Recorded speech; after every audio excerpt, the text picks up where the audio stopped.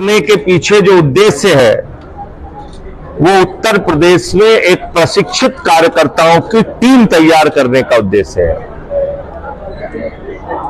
एक ऐसे प्रशिक्षित कार्यकर्ता जो वैचारिक रूप से प्रशिक्षित हो, राजनीतिक रूप से प्रशिक्षित हो, सामाजिक रूप से प्रशिक्षित हो और सेवा और संघर्ष जो हमारा संकल्प है उस विचारधारा को गांव-गांव तक उत्तर प्रदेश में पहुंचाने का काम करें।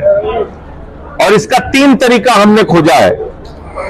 नंबर 1, वैचारिक गोष्ठियां करके सदस्यता अभियान चला के गांव-गांव में लोगों को जोड़ना। नंबर 2, स्थानीय मुद्दों पे संघर्ष करना। और नंबर 3, अपने सेवा कार्य के माध्यम से लोगों के बीच में, रचनात्मक कार्य के माध्यम से लोगों के बीच में आम आदमी पार्टी की छवि को एक बेहतर रूप में प्रस्तुत करना, जिसमें श्रमदान है, वृक्षारोपण है, रक्तदान है, ऐसे तमाम रचनात्मक कार्य आम आदमी पार्टी के कार्यकर्ताओं के द्वारा चलाया जाएगा। तो आज मुझे बहुत खुशी है कि आज अवध ओझा जी ने और रमेश मोहन जी ने, जिनका 2 लोगों का सत्र अभी तक हुआ है, और उसके पहले सोमेन जी ने संगठन के बारे में और देश के महापुरुषों का क्या योगदान है, बाबा साहब से लेके और जो हमारे तमाम महापुरुष हुए हैं, उन्होंने किस तरह से भारत का संविधान बनाया और क्या सपना इस देश के लिए देखा, उसके बारे में उन्होंने अपनी बात बताई। शिक्षा के महत्व को आम आदमी पार्टी बखूबी समझती है और हमारे लिए प्रमुख एजेंडे के रूप में शिक्षा हमेशा से रहा है। तो अब इस शिक्षा के अभियान को हमें उत्तर प्रदेश में भी गांव-गांव में पहुंचाना है। क्यों पहुंचाना है?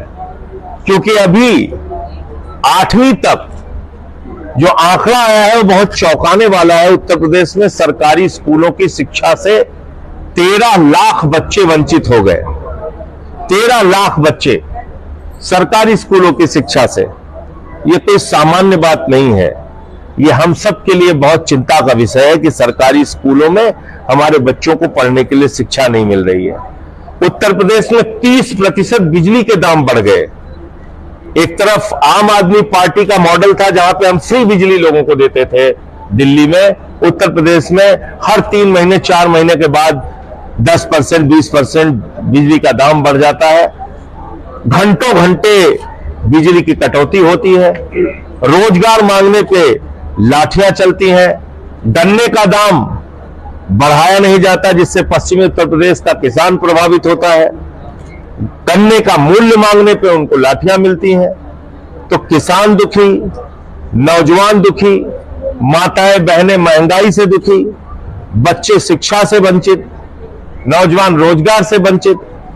और इन सब के बीच जो जीएसटी की मार है, व्यापारियों को भी पता नहीं चलता कब किस चीज पे कितनी जीएसटी बढ़ जा रही है। उनका व्यापार भी करना एक मुश्किल का काम बन गया है। तो उत्तर प्रदेश के इन तमाम मुद्दों पर आम आदमी पार्टी आने वाले दिनों में संघर्ष करेगी और मौजूदा जो परिस्थितियां देश की हैं उसको लेकर भी हम लोग अभियान चलाएंगे। आम आदमी पार्टी का यह मानना है कि एक बहुत सुनहरा अवसर भारत के प्रधानमंत्री के पास था कि हम पाक अधिकृत कश्मीर को कब्जा कर सकते थे, हम पीओके को वापस ले सकते थे, लेकिन प्रधानमंत्री ने वो मौका गंवा दिया। एक बहुत अच्छा मौका था कि हम पाकिस्तान के नक्शे को बदल सकते थे, बलूचिस्तान को बांग्लादेश की तरह पाकिस्तान से अलग कर सकते थे, लेकिन बहुत ही अच्छा मौका भारत के प्रधानमंत्री ने गंवा दिया। और इसके पीछे कोई और कारण नहीं। जो बात ट्रंप कह रहा है और मोदी जी चुप है, वो बहुत गंभीर है कि ट्रंप ने कहा हमने दोनों देशों को व्यापार बंद करने की धमकी दी और आपस की लड़ाई रुकवा दी, सीज फायर करा दिया। प्रधानमंत्री जी, ट्रंप का कोई व्यापार पाकिस्तान से तो है नहीं, वो तो खुद खाने के लिए तरस रहा है। उसका जो व्यापार है हिंदुस्तान के साथ है, और हिंदुस्तान के साथ व्यापार है का मतलब है आपके दोस्त अडानी के साथ व्यापार है। तो क्या आपने अडानी के व्यापार को सुरक्षा देने के लिए क्या आपने इस देश के ऊपर सीज फायर थोपा? क्योंकि सीज फायर, याद रखिएगा, भारत ने घोषित नहीं किया, पहले अमेरिका ने घोषित किया, ट्रंप ने घोषित किया सीज फायर। उसके बाद भारत की सरकार ने, मोदी जी ने उनके सीज फायर को मान लिया। क्यों मान लिया आपने? प्रधानमंत्री ने राष्ट्र के संबोधन में कहा, पाकिस्तान के लोगों ने कहा आगे आतंकी दुस्साहस नहीं दिखाएंगे, सैन्य दुस्साहस नहीं दिखाएंगे, और हम मान गए। हमारे प्रधानमंत्री जी जब हमारी बहनों के सिंदूर उजाड़े जा रहे थे, वो भी तो आतंकवादियों से हाथ जोड़ रही थी। उनकी बात तो पाकिस्तान के आतंकवादियों ने नहीं मानी, और आप पाकिस्तान की बात मान गए। वो पाकिस्तान जो आतंकवादियों का संरक्षक है, वो पाकिस्तान जहां हाफिज सईद, अजहर मसूद, लश्कर तैयबा जैसे तमाम संगठनों के गढ़ हैं, वो पाकिस्तान जो पूरी दुनिया में आतंकवाद फैलाता है, जिसने अमेरिका तक में हजारों लोगों को मारा और बाद में ओसामा बिन लादेन वहां पे पकड़ा गया, मारा गया। तो आप उस पाकिस्तान के ऊपर भरोसा कर रहे हैं। और कहां है वो 4 आतंकवादी जिन्होंने हमारे बहनों के सिंदूर उजाड़े और जिनके लिए ये ऑपरेशन सिंदूर आपने चलाया?